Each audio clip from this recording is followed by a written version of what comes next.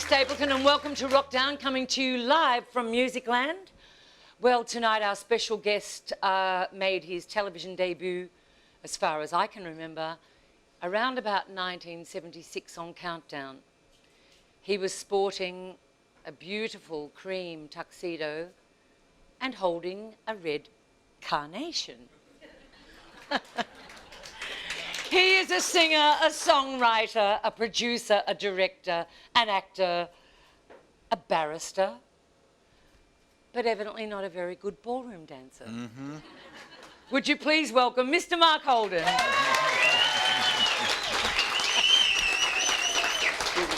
There we go. Kiss. Mm-hmm. I've just been kissed. Well, look, where do we start? Do we start at the beginning, or do we start at just last year, Dancing with the Stars, and clear that up? Well, no, I think we should go just back a little bit, because you said the first thing you saw was Countdown. But actually, although my family's from Melbourne, I grew up in Adelaide, and actually Ernie Sigley gave me my first break. I lined up at 10th Street in North Adelaide in 1972. Can you believe this? In 1972, each state had their own Tonight Show. They did. Ballarat had its own Tonight Show. Does that even make sense? Wouldn't it be good? But isn't that bizarre? And Wills? Yes, Willsy, absolutely. And In Adelaide. And I lined up for Ernie's show in Adelaide in 1972, and just like the kids on Idol did, 40 years later with me. But I was there, and I rode my little CZ motorbike there, and I had a green knapsack, and I had my guitar in the back, and I stood in line just like the kids on Idol, and I auditioned for Ernie, and he put me on his show, and I sang Without a Song. Without a song, that song. Barry Manilow? No, like a really old, cheesy cabaret song. That's why I said Barry Manilow. Well, okay. But also original songs. But I did some original songs as well. And then when Ernie came over to, because remember Don Lane had Sydney. Mm-hmm. Don Lane had Sydney, and Graham Kennedy and Bert Newton had Melbourne. Graham Kennedy and Bert Newton had Melbourne, and Ernie had, I can't remember, was it Bert Parr or something? I can't remember the guy's name in Ballarat. But Ernie had Adelaide, and then Ernie got the gig back in Melbourne. He's a Melbourne boy, he's a Footscray boy, and God bless Ernie, he brought me back with him, and so it was a big deal. And I remember coming to Melbourne and staying at that place opposite where the women's hospital is now. I think it was the what was the name of the pub? The dental hospital. Right there in yes. And remember that, it's still there now. It's still there today. But in those days, it was the she groovy. It was the place to stay. It was the place to stay. And I felt like the king of the world. I had flown from Adelaide to Melbourne and was on a plane and was staying at a hotel, which was actually a motel, and did Ernie's show. And I've always loved Ernie for that. From that day till this, I love Ernie for giving me my first break. It's really lovely that you bring that up too, because a lot of people forget how important people in television were for young artists. Yes. Now, the only opportunity you have is the reality television program. Can I just... Yes. Go on, Wen. Okay, because we're talking about that... Wind me back there. Because we're talking about that, let's ask, what is so different? What is different? You and I know what the difference is, but people don't know. The difference. What's the difference between when you were doing Idol? Idol was 2000 sort of 1 or 2, maybe it was 2003.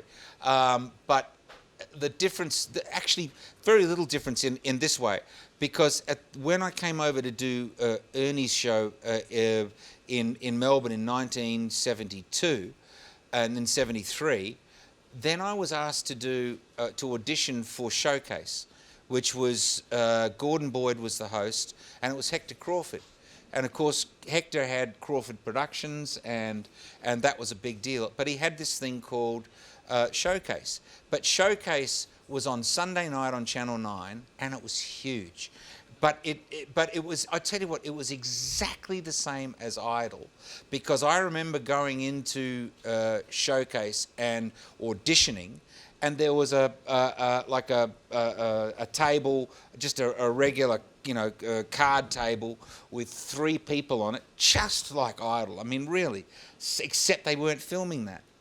And I walked into that room, and Hector was one of the, and I think his sister was one of the judges, and Loretta Crawford, who's now Loretta Reimer, and I've known Loretta since those days, and her husband Michael Reimer is a great Melbourne director, but it was exactly Idol, except the difference was that they didn't show the behind-the-scenes stuff that reality television does now, but in those days it was comedians.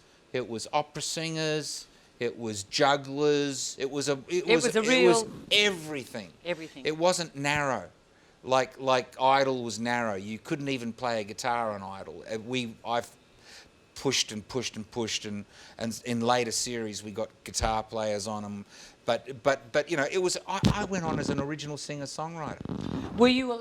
That's what I was actually just going to ask. I did all original songs. You were allowed to actually perform original material. I did all original material. Whereas in Idol you are not. No, and it was something that I totally fought for on Idol. So, look, I know this has been probably, the question's been posed to you so many times. Kids that got onto Idol that probably had written all of their own Dean stuff. Geyer, who's the wonderful kid that shoot, kill me. Come on, help me, folks. No, he won. He came second.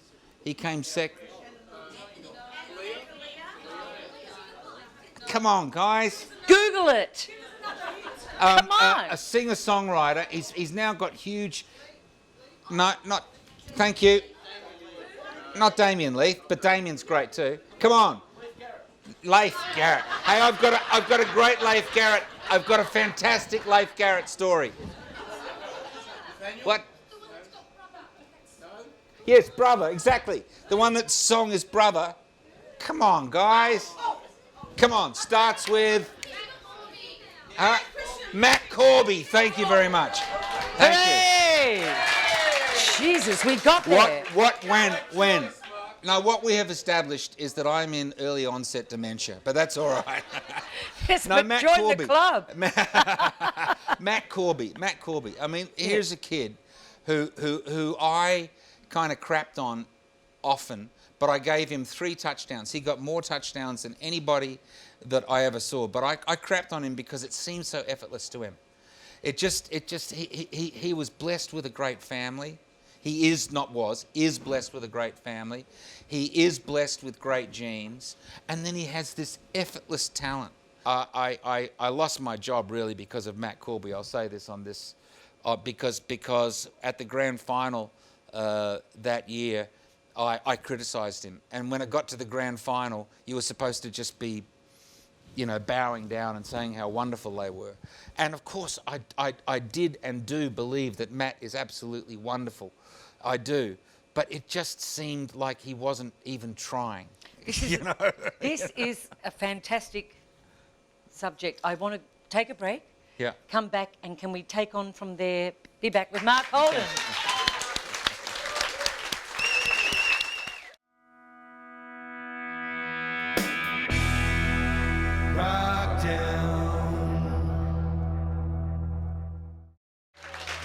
Welcome back to Wrokdown. My special guest tonight, Mr. Mark Holden. We've just been talking about reality TV. The reality TV. We were on a very interesting subject, and I don't want to go on about it too much because, in actual fact, the reality is that your life is much more interesting. God bless you.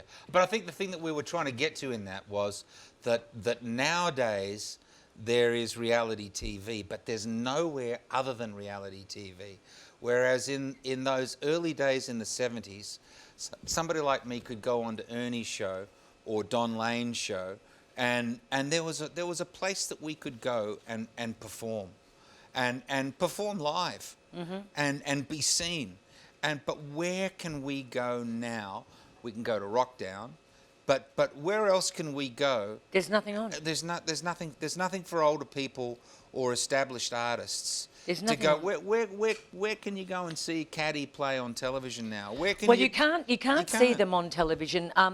I was actually on the phone to Caddy the other day, and he's just finished a tour, still drawing 800 people at venues, and absolutely killing them. However, unless you are aware of where he's touring and whatever, you don't ever get to see these fabulous artists anymore. That's why Wrokdown's so fabulous. Yeah. Anyway. That was the point we were trying to get to. That's the point we're trying to get to. Let's get back to you. And as you said, Ernie Sigley gave you your big break. He did, yeah. And then things obviously sort of rolled on. Well, I did Showcase, as we said, and Ernie, and a guy called John Brommel. I know John. Do you know? Yeah. I did know. Oh, did you know God bless the late John Brommel? Yeah. John Brommel saw me on those television shows. He was a publisher in Sydney. Yep. And he expressed interest in me, and I was stoked. And he took me up to Sydney, and I stayed. He had a house in Manly, and I stayed in his basement in Manly. I lived in his basement in Manly, and I said to him, John, I'll sign you my publishing if you get me a record deal. So he hooked up an audition at the Kirk Gallery, which was an old church in Surrey Hills in Sydney, and the great Peter Dawkins came down and saw me. And Peter Dawkins, one of the most famous Australian A&R guys, sadly also dead now, had a long fight with MS.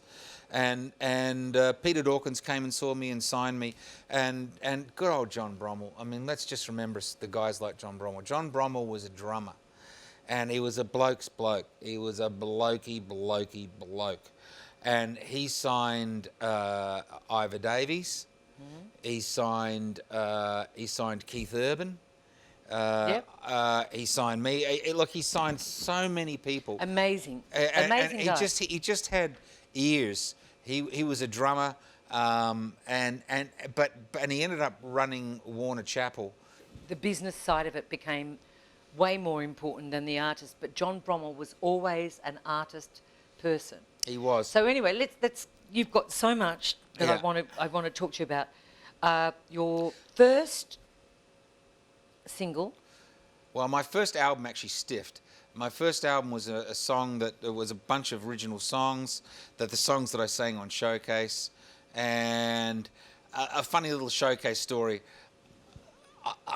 Did anyone here see Dancing with the Stars?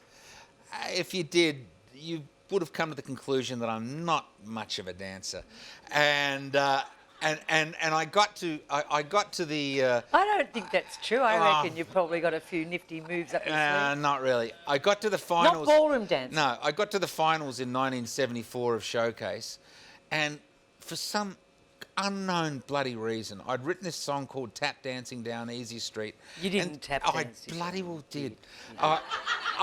For some reason, I thought, well, I'll learn to tap dance in a week. Now, that was a good idea, wasn't it? I've got to interject here because there is a very interesting fact that we were probably going to touch on later, but I think it's time to do it now. Okay, go on, Win. The fact is that you come from a circus family. Yeah. Very proud Mark's of it. family had the Holden Brothers Travelling Circus, yes. and that was bought out by here in Melbourne. Was it Silvers or? No.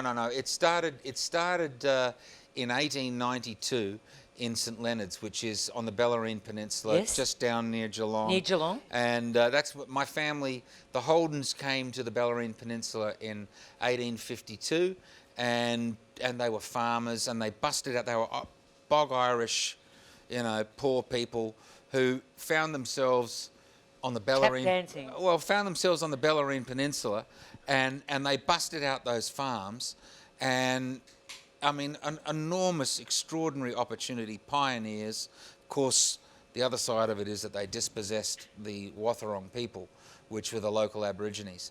But put that aside, which is pretty hard to put aside, but nonetheless, they busted out the farms, and then the second generation, my great-grandfather, they played the Tivoli. They played, you know, around. They were farmers, and then they would come up to Melbourne, and they would perform, and they were entertainers, and they started a circus. Okay, so we'll come back and talk more about your family history with the circus very soon. We're going to show you a clip. It's a new clip. It's a new song, Cathedral Square, by the one and only Dinah Lee. I remember Dinah Lee coming out to Australia from New Zealand in the 60s. We were only babies, but she had that fabulous song called Hello Baby. Yeah. To a park away. Well, hidey, hidey, hidey, ho. Don't you know Yakimo? A ring, ting, ting. Hey, oh. Here we go. Dinah Lee. Beautiful.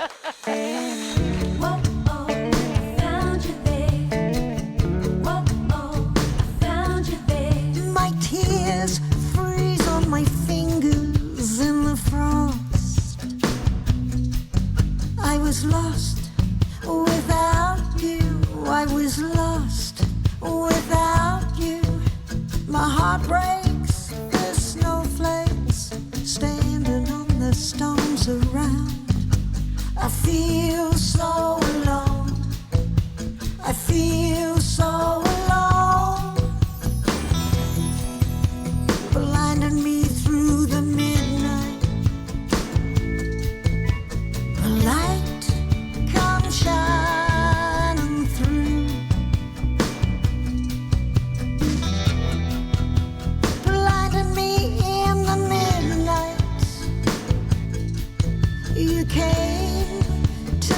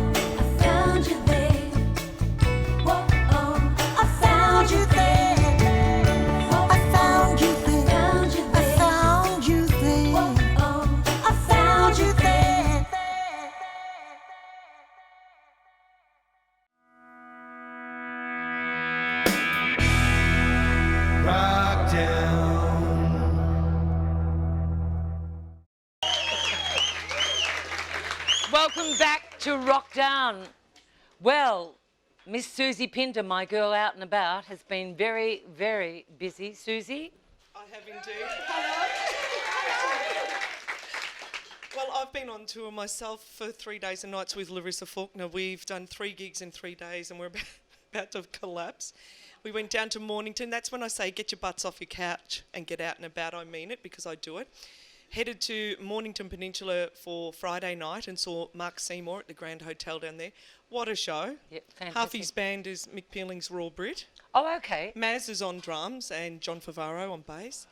Awesome gig. Then Saturday night down at Bar 114 to see Mick Pealing and Raw Brit. So if you want to get out and about, see Raw Brit because... Where's that? Where's Bar? 114 is at Mentone. It's the old Nighthawk. That's exactly right. I forgot. It was the old Nighthawk and now it's Bar 114. 14. Yeah. But we also went, see Greg over here, our merchandise man, extraordinaire, Wild Honey. He's part of a country rock band that is absolutely awesome. I don't censor. And an amazing drummer. If you want to see a great country rock band, see Wild Honey because that was at the Hillsville Hotel. And why I'm saying this is there is... Oh, the Terminus Hotel. I beg your pardon. The Terminus Hotel at Hillsville. I better get that right. Thank you. 4th of January, they're back there.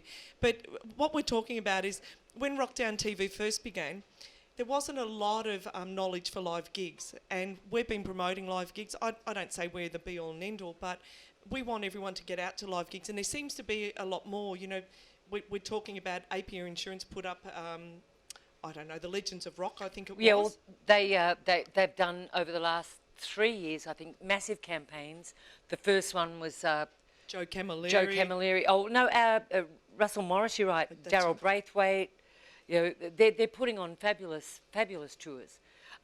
So there are all these fantastic sort of corporate companies now, actually getting behind. I guess you call it baby boomers. Yep. And I'm not offended. I actually think it's wonderful.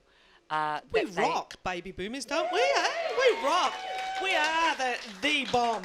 But we are the bomb. We were driving to the gig, to Greg's gig, and I go past a winery, and my double take, Cheap Trick, Billy Idol. I'm getting there. I'm getting my groove on. I've got to get a little bit of this happening when I get there. Thank you very much. Well, it is fabulous. And as you said, people now are realising that, see, our kids have grown up and hopefully moved out. Until they run out of money, and then they ring you up and say, Mum, can I come back? What are we looking at here? Well, a local footy club up at Wandon last year decided they needed to raise some funds. So they put their money on the line, mortgaged their houses, and they put on Rockberry Jam. I'm happy to say the inaugural one was awesome. There was Choir Boys, Dragon, Mossy was there, and they're putting it on again. So look out for that Rockberry Jam. I think it's around February. But I had the real privilege to interview Dragon. And one of my favourite songs is Still in Love with You, and they did that. Oh, my favourite too. Oh. I think it was written for me. It was written for you. And me. Let's have a look at that interview. How you going, guys? We're great. We're hot and happening. Just a little bit warm? Yeah, but we're happy. Happy? You happy? Yeah. It's not as actually warm as I thought it would be. I'm coping. Now, you grew up with quite a musical family in a small town? Yeah, in a small town like this one, in Taumarunui, in the middle of the North Island of New Zealand. I think I wanted to grow up in your family because your mum and dad sounded pretty cool, free-spirited. In a way, and in another way, not at all. But we had a little family band that was execrable, and we did our thing. It was great. Sounds like an idyllic existence, lazing around the river and playing music. It was great. It was really good, yeah. What about you, Mark? Did you grow up in a I was small born town? by a river, but it wasn't as nice as the one where Todd. Mine is like upside down, dirty yellow river. Yeah. So you didn't ever go in there. But yes, no, I come from a very musical family as well. Yeah. And my mum and my mum's family. So they all had bands, and it was just something that you just did. Now, Todd, we could have been very fortunate and had you teaching our children as a... You went to Teachers College for a year. I did. I went to Teachers College to get out of the little town that I was in order to somewhere that had some structure, and then I got in a band and piked out. Piked out, hey? Yeah. We got in a band and we went and played on a commune of Americans And our job was to play music 24 hours a day without any songs or anything. You're being naughty. The band was called OK Dingy. Didn't you write a song about a dinghy, your first song, Yeah, with your brother Mark? You know far too much. Yes, I think that was part of it. Mark now obviously is replacing your brother who has passed. Was it the 15th anniversary of the passing of your brother last year? Yes, it was indeed. Yep, a long time ago. Yeah. A very sad thing. And we've been playing for 8 years in this format. Yeah. From all accounts, because we're fortunate enough to see you at Crown Casino last year, Oh, yeah. Mark has filled the shoes magnificently. Yeah, it's different, but it's great. I know the fan base are just so thrilled to have Mark and Mark's interpretation Sure. of Dragon songs. Yeah, it works. It's good. It works We incredibly have a well. lot of fun, yeah. Now, you were bits of naughty boys at some time, not now, No. but you actually, when you when you got to Melbourne, you were quite impoverished. Absolutely, yeah. It was a terrible time. And we behaved execrably. Was it true that John Paul Young bought you a giant fish? Yeah, totally That was true. Yeah, we ate that fish for about a month. He got it off his boat and came and banged it on the table and said, "Here you are, lads, you starving idiots." We went, "Oh, thank you. Fish." But it must have been very difficult because you were really successful in New Zealand. You came here. Well, successful in New Zealand means a different thing than here. You know, we sort of travelled around a bit and played a lot. And it was all a big struggle in those days. It was great. But the music lives on. It's some of the most popular music of the Australian. Yeah, the music from our time lives on, and we were too bloody-minded to give up, basically. Good on you. Yeah. Aren't we glad that you didn't? Well, just like anyone in a band, you've got to be so pig-headed and just keep doing it forever, you know. Yeah. Yeah. Good. And we're glad. Yeah. What do you reckon? Did you always want to do music? Did you always want to be a musician? Well, I think I listened to my mother playing piano when I was about 4 years old, and I hopped on her lap and tried to learn exactly what she did. I've actually wanted to do it all my life. Yeah. Nothing else. No, I've never been interested in anything else. Yeah. You couldn't imagine yourself clocking into a 9 to 5. Did try 7 o'clock in the morning doing car wash. That lasted 2 weeks. It's the only gig I've ever had. Yeah. The only job. Yeah. Yeah. And you were phenomenally successful in your own right in the 80s. Yeah. And earlier in New Zealand in the 70s. Yeah.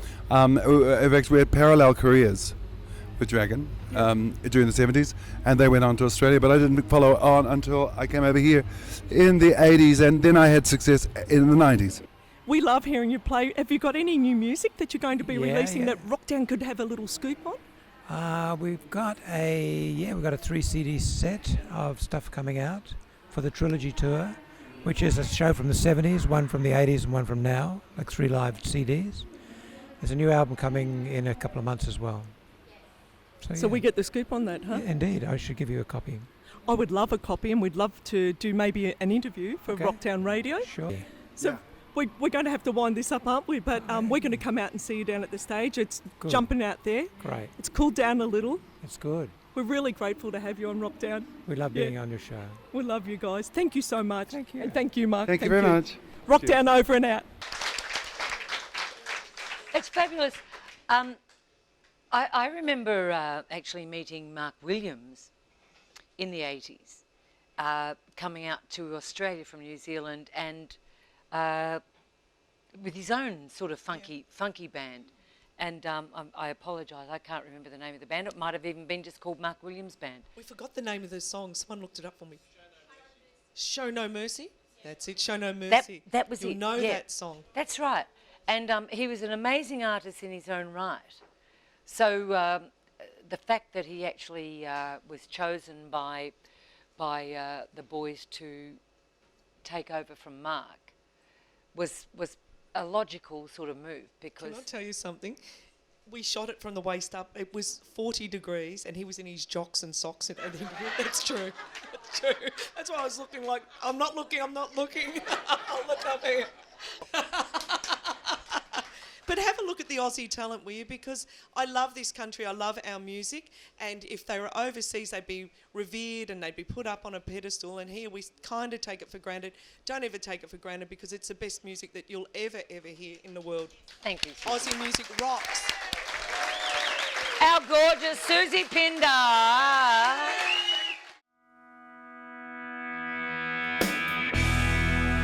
Wrokdown. Welcome back to Wrokdown. My guest, Mark Holden, is here with me, and we are going to take a big zip from your career in Australia. In 1980, you left. I did, yeah. Why? I'd pretty much done everything 4 times. I'd done The Young Doctors. I was Le Jeune Docteur. Yes, I was Dr. Greg Mason on that show. Somebody remembers that? I watched it. I was the very first Joseph in Joseph's Technicolor Dreamcoat in the world, the very first pop star. Because, what it was a very interesting story, because Superstar had become a hit, and that was Weber and Rice's first hit. And so they said, well, what's next? Well, they didn't have another one at that point, but their very first show was called Joseph's Technicolor Dreamcoat, which was only put on at a school in England. So Paradine Patterson went back and went, okay, we're going to bring out their first show. And I was Joseph. I had a show called Target on the ABC, which was a young people's program from 6 till 6:20. I had a radio program. I'd done Joseph's Technicolor Dreamcoat. I'd done The Young Doctors. I'd done a film. I did a film called Newsfront. I did a film called Blue Fire Lady. So all these things, I'd done all the Tonight shows. I'd done so much. You needed to get out. And I was repeating myself, and I thought, well, I had this opportunity from Elton John's manager, John Reid, saw me on television, and he called me up to the Siebel Townhouse in Sydney. He said, young boy, come up and see me. And I was a pretty young thing, and I wandered up there, and he said, we want to sign you to Rocket Records. But he's a lovely man, isn't he? He's a lovely bloke. I did X Factor with him years later.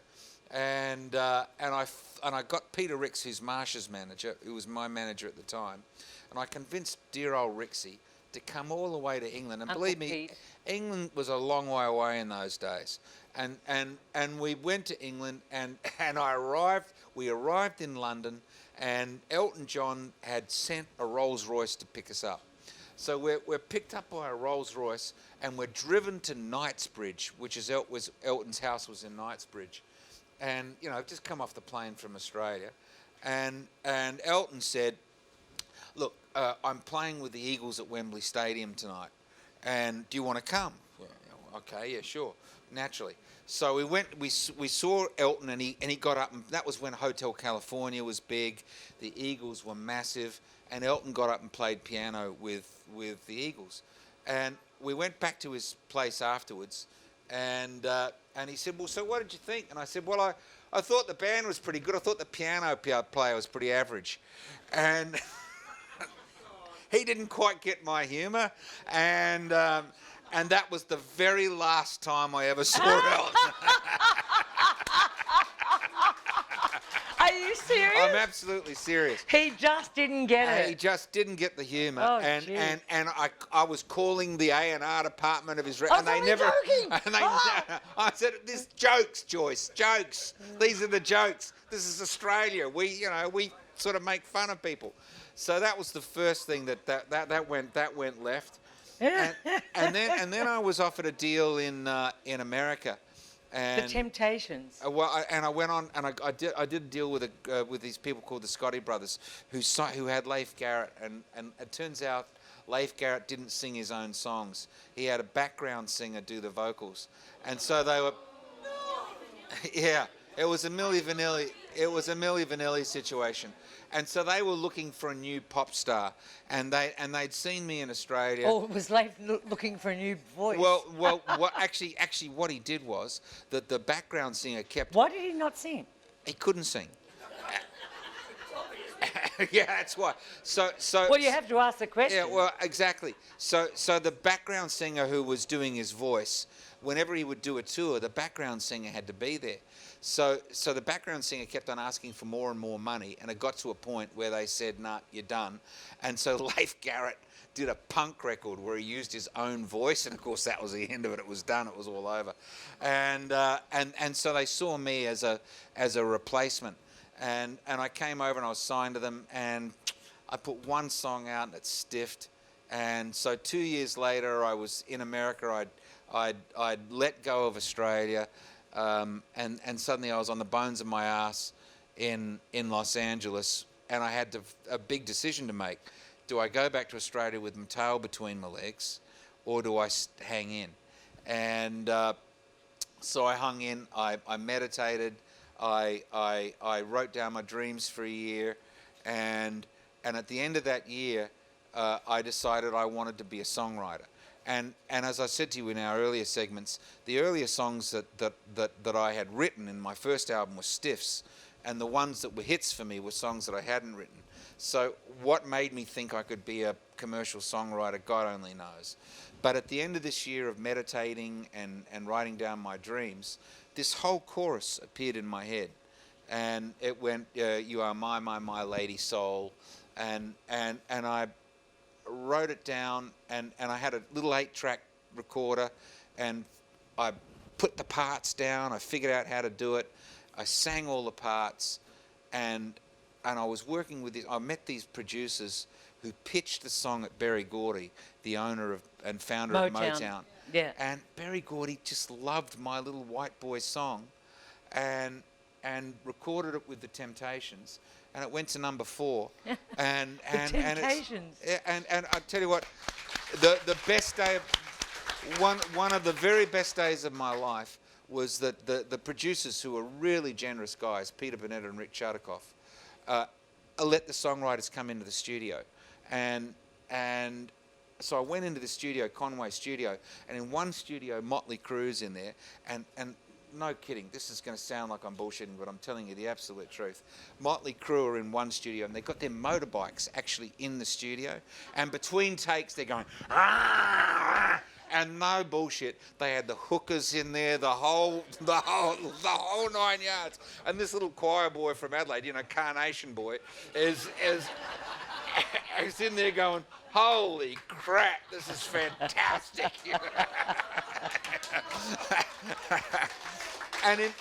But I was in the next studio with the Temptations, and You were the Temptations. I was in the next studio. I know which one I'd have chosen. Oh, me too. I'm standing in there, and they say to me, "We want to work out the parts. We want to work out the parts for the song. Mark, they knew I was the songwriter. Can you sing the melody while we work out our parts?" So I stood there, and the 5 Temptations worked out as they worked out their harmony parts, and I just honestly thought I was in heaven. I really honestly did. Well, you were. I was in heaven. Honestly, I was. The most beautiful part about it was my father was at the time had prostate cancer and had his testicles cut off, and I had a holiday with him and Mum in Hawaii, and I got to play my dad my version of it, and unfortunately he died before it became a hit, but I got to play it to him, and then the miracle of seeing it go up the charts and there's nothing better, and Wendy, you'll attest to this. There is nothing better than hearing your music on the radio. We're going to take a short break, but after that, we have to talk about your association with the Hoff, yes. With the Hoff. Yes. Love the Hoff. With the Hoff. We'll take a short break, be back soon. Yeah.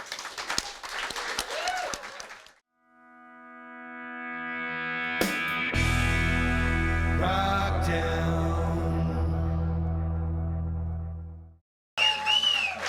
Welcome back. I'm still with my guest, my special guest, Mark Holden. The Hoff. Well, the Hoff. So you were in LA.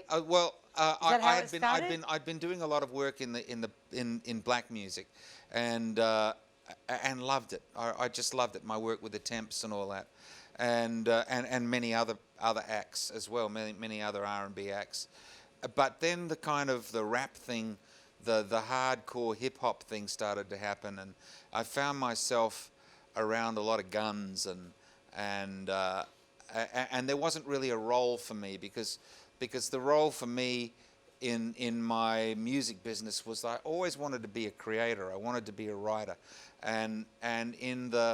so I did business managing, making records, really just so I could be a writer, and then I found as the hip hop world came in, that there wasn't really a role for me. I couldn't rap, I couldn't write. There wasn't anything for me to do, and also the violence thing was really starting to bug me, and I found you know, I'd be sitting at my black friend's place, and there'd be a gun. I'd go, "Oh, what the hell is that?" And it'd be a gun that had slipped down. I'm just not a gun person. So I got to know a guy called Peter Lopez. Peter Lopez was a lawyer, and he managed Glenn Frey. He managed the Rolling Stones at that time. He was a really heavy-duty lawyer, and he became my lawyer, and he did some wonderful things for me. But one of the lovely things that he did for me was that he set up a meeting with me and the Hoff. And so I was in his office one day, and the Hoff came in, and literally within 5 minutes, he was Snapper in The Young and the Restless. I was young Dr. Greg. I mean, right there. I mean, it was like, what? Bloody hell, seriously? Oh my God, you know. And we just hit it off like crazy. And we became brothers, really. We really became brothers. And you had amazing success in I Europe. had beautiful success with him. And the gorgeous thing about him was that he loved to have his family along. So his dad, you know, he'd have his dad on the road with him, and I would bring my wife on the road, and he was doing like 12,000 seaters, and it was just I became his not only his collaborator, musical collaborator, but I also produced the records, and I did the fronting for a business of it. So like I would, his mentor, but his manager. It worked both ways. He had an actual manager, but the manager was doing Baywatch at the time. So for him, for his manager, Baywatch, which was making tens of millions of dollars, music which was making a little bit of dollars, millions, but not the same amount. You know, his manager was just like bored with the music. So Peter Lopez ran with the ball, but I was the guy that did the actual work, and I loved it. So he would call me at 6 a.m. from some beach where he was about to go up on a helicopter and jump in the water, and I would chase him around all the little beaches of Southern California and sit in his trailer on the set.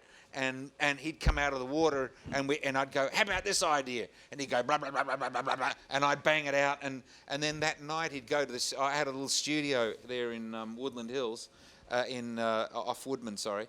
And he'd, at the end of the day, having already been working for 12 hours, he would come to the studio at 8 o'clock at night and record. And I mean, he's just the most hard-working bloke. We have to wind the show up. I want to. Oh, lovely to hang out with you, Wen. I just want to thank you so much.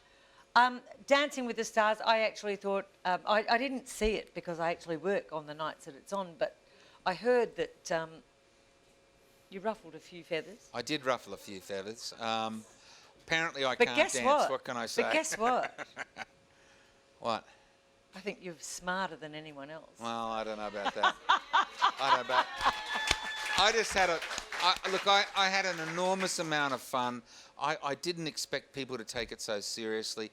To my mind, the concept of the show is celebrities who can't dance learning how to dance. I can't dance. I tried very, very, very, very hard to dance, and I still can't dance. I actually really, really honestly wish that we had so much more time. There is going to be a book. There is. It'll be out momentarily. However, haven't got a name there for is it this yet. fabulous. This is about your families. Yeah, this is 5 24-minute short films and the soundtrack thereof, which is about my family circus. But my own family, my son's on it. He wrote a song with me. My daughter's on it. My brother's on it. My cousin's on it. My ex-wife plays bass on it, and she does a bloody good job. And my current wife, that's a terrible thing to say, isn't it? My current wife. Yeah, as in like there's going to be another one. Oh, I don't think so. My current wife, my current wife said she wanted to sing, and I said, "Yeah, I've heard you sing." So that means it's your ex-wife immediately. Oh, no. And so, but I said everybody in the family that wants to harsh? contribute. Well, no. But I wanted people to contribute who really could contribute. And so I said, well, she said, well, what can I do? I said, well, you want to write a song? She said, okay. I said, well, you know, come up with an idea. And she came up with the most fantastic idea. She came up with the idea, If I Was Keith Richards. And it's such a great song. And she wrote, and my wife's contribution is the song If I Was Keith Richards, which is on it, which Well, is, there you go. and it's a brilliant lyric. So she did a Well, fabulous you're job. Mark Holden, you're not Keith. Yes, Keith. We And love him. I really, really would love to have a whole new episode. We could talk for so long, but would you please thank the wonderful you very Mr. much. Mark Holden. Would you like to be an elephant in the circus? In the circus, in the circus. Would you like to be an elephant in the circus? Or go berserkers in the zoo? Would you rather spend your life out on a silver road? Or walk around in circles with nowhere to go? Tell me what the hell is a poor mammal supposed to do with a monkey or two? Would you like to be a rhinoceros on safari?